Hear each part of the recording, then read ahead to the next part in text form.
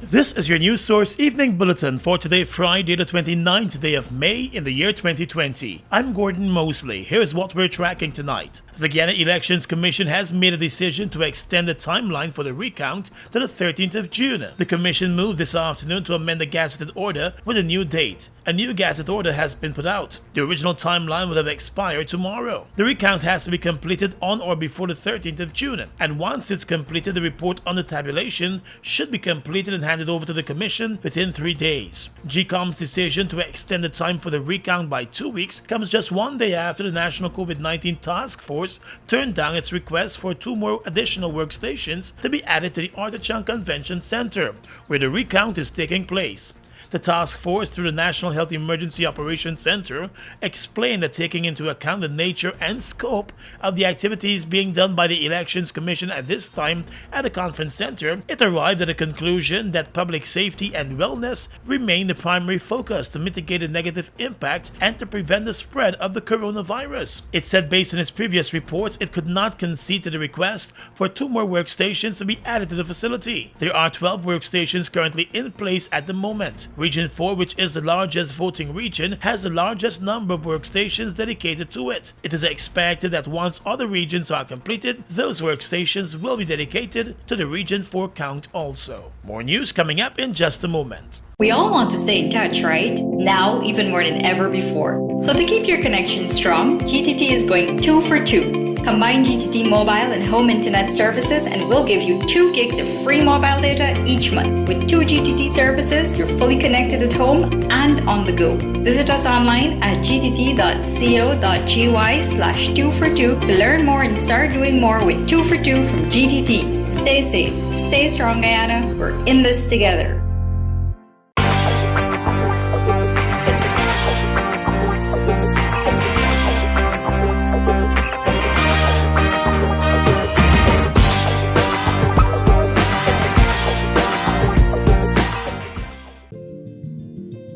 GBTI is your Guyanese bank, a bank that understands every customer's unique needs, opportunities, challenges, and financial concerns. At GBTI, we see you for you. Whether you're buying a new home or car, planning your next vacation or retirement, saving for your child's future, or whether you're ready to take that bold step of investing in your dream business idea, we are with you every step of the way. We hear your stories and watch you focus on your dreams as we share your aspirations. We are more than just banking. We are a family. We are part of your community. Our commitment extends way beyond the walls of our branches and is demonstrated every day in the opportunities we provide to our individual and business customers. The support, time, and commitment we give back to communities across Guyana to help improve the lives of our Guyanese families. Because we see Guyana through your eyes.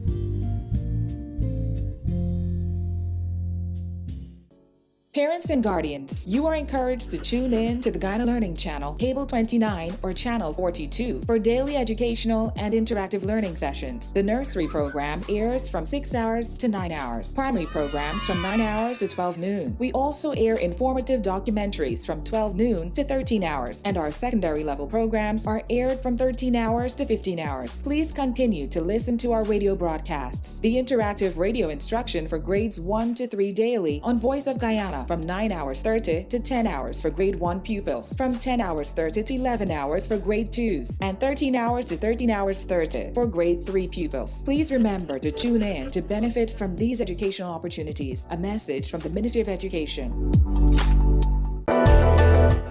The following is an important message from the Ministry of Public Health. You can prevent the spread of the COVID-19 virus. If you have the following symptoms: coughing, fever, or difficulty breathing, please stay home.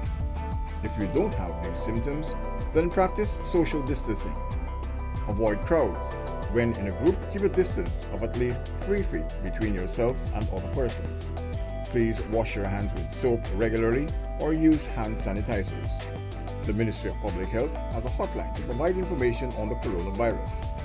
Members of the public can call 227-4986 or 624-3067. Welcome back. The International Court of Justice has announced that public hearings on the question of the court's jurisdiction to hear the Guyana versus Venezuela case will begin on the 30th of June in The Hague. The court said in view of the current COVID-19 pandemic, the hearings will take place in the Great Hall of Justice, using video conference technology and with the physical presence of some of the members of the court. Guyana is seeking to obtain a final and binding judgment from the court that the 1899 arbitral award, which established the location of the land boundary between then British Guyana and Venezuela, remains valid and binding, and that Guyana's Essequibo region belongs to Guyana and not Venezuela.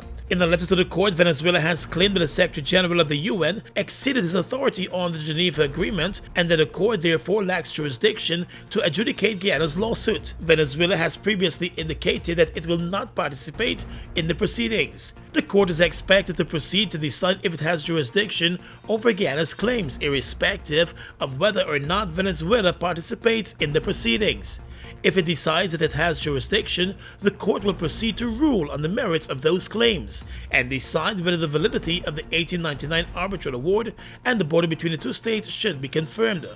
Under the UN Charter and the court's own rules, its final judgments both on jurisdiction and the merits will be legally binding on Guyana and Venezuela, whether or not Venezuela participates in the proceedings. Turning now to the coronavirus pandemic. In the past 24 hours, a total of 27 COVID-19 tests were completed. There are no new cases, but health officials are now sounding the alarm to the nation's youth population over the disease. According to the Chief Medical Officer, Dr. Shamdev Prasad, while there is the belief that the coronavirus mostly affects the elderly, in Guyana the young people appear more vulnerable to the disease, especially young men. Our males continue to be the ones most affected by COVID-19. And contrary to popular Guyanese belief that COVID-19 is a virus that mainly affects the elderly, our statistics continue to show us that the young now constitute the most vulnerable. Where do we go from here? How do we deal with the challenge that are much more far-reaching than we originally anticipated? We know that Region 7, you young men, have to go into the mines in order to provide for yourselves and families. This doesn't mean that you do this at the detriment of those around you. If you practice social distancing, wear a mask, and you participate in sanitizing and washing your hands as often as you should, then it is guaranteed that the possibility of transmission will drop significantly. Dr. Prasad said the statistics also continue to show that more men are being infected with the disease, and they continue to flout the health guidelines. Men, we are not taking this opportunity to bash you, but we are pleading with you to understand that the health of our nation is our responsibility. And so once this remains our prime focus, it pains to see that our nation is being slowly ravaged by this deadly disease. When we speak of asymptomatic persons, we are referring to a healthy carrier that is actively spreading the disease without showing any signs or symptoms. This is the reason why we're asking to treat everyone as a healthy carrier and ensure that you follow the guidelines of physical distancing, hand washing, and wearing a mask. The coronavirus has claimed 11 lives in Guyana. The National COVID-19 Task Force is expected to extend the current curfew and health emergency measures for another 2 weeks, when they expire on the 3rd of June. The task force is also looking at the gradual reopening of the economy. In the agriculture sector, a group of factory workers from the Iflood Sugar Estate picketed the sugar company again this morning over concerns about physical distancing at their work site. But their protest action was short-lived, and the police turned up and brought the picketing exercise to an end. The police told the workers that they would not be able to continue their picketing exercise since it is against the current health emergency measures in place to fight the coronavirus. The Iflood factory workers have been demanding measures to promote adequate social distancing at the workplace, place while ensuring that their hours of work remain outside of the curfew period. They claim that the sugar company has not been flexible with their demands. The Guyana Agricultural and General Workers Union, in a statement, said the sugar company needs to relook at its position in the interest of the health of the workers. The union wants to meet again with the sugar company to examine and address the concerns of the workers. While the Georgetown City Council, through the City Constabulary Department, is stepping up its efforts to ensure that citizens of the city adhere to the national curfew measures. The City Constabulary has arrested and charged 41 persons for flouting the 6 p.m. to 6 a.m. curfew. The persons have since been placed on $10,000 bail each and are expected in court next week to face the charges. The council is urging all citizens to comply with the regulatory guidelines set out by the National COVID-19 Task Force. It said it has observed that several vendors have remained around precincts of the markets after 6 p.m. and the City Constabulary Department will increase its patrol in and around the city to ensure that those who are bent on disregarding the curfew are reprimanded. Just last week, the council announced that several vendors were fined for not wearing their face mask at the municipal markets. Shoppers are prohibited from entering the marketplaces without a face mask. While the Guyana Hydromet Office has issued a flood advisory warning as heavy rainfall is expected over most of the country in the next 12 to 36 hours. In a statement today, the Hydromet Office said weather conditions are likely to deteriorate over Guyana in the next 36 hours as the current weather pattern moves across the country. Throughout the period of the advisory, Guyana will see mostly cloudy to overcast skies. Coastal and inland areas will experience continuous moderate to heavy showers and periods of continuous rain and isolated thunderstorms over some inland areas. This weekend should also see periodic high-intensity rainfall. The forecast conditions will likely lead to flooding in low-lying areas and possible landslides over hilly areas, the forecasters warn, while encouraging persons in those low-lying communities and those flood-prone areas to take all the precautions against possible flooding. Across the region is coming up next.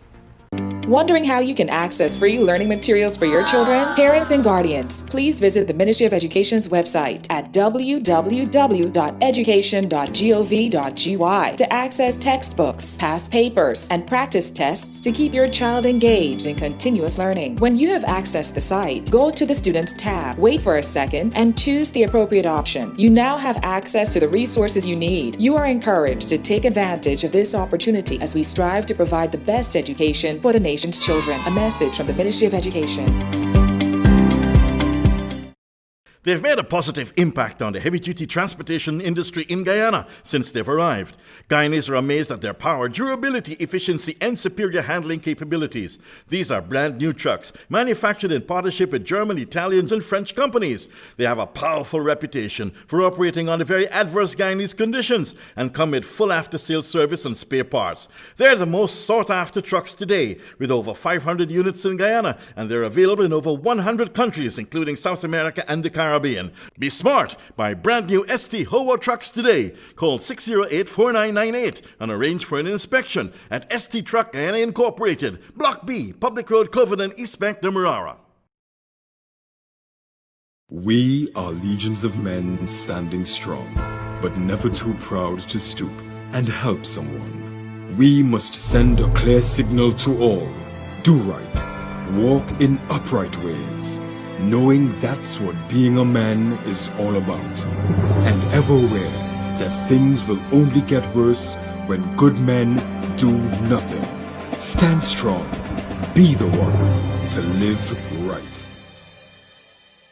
Falls, a trademark of China's Zhanghao Incorporated, located at Land of Canaan, East Bank, Demerara, was incorporated in April of 2013, with over $10 billion Guyana dollars invested in a state-of-the-art 100,000 barrel fuel storage facility, a modern service station, an office complex, and a modern wharf that can berth international vessels.